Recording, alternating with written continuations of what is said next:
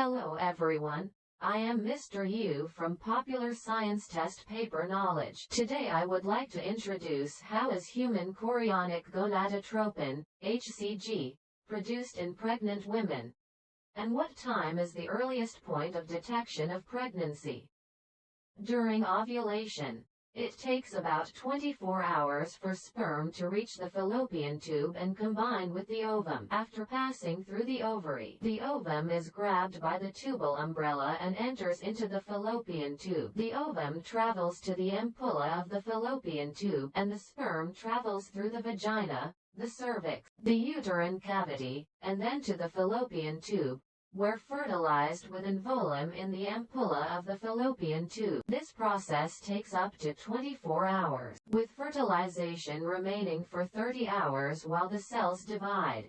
It will enter the uterine cavity on the 4th day, and keep on dividing on the 5th to 6th day and enter into the proper position. Implantation was initiated on 7th to 8th day and completed on 12th day after fertilization. The fertilized ovum produces a small amount of HCG after implantation, which means that HCG appeared on the 7th day.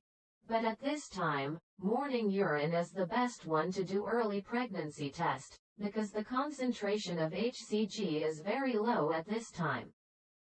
The concentration of morning urine is also the closest to the HCG in the blood.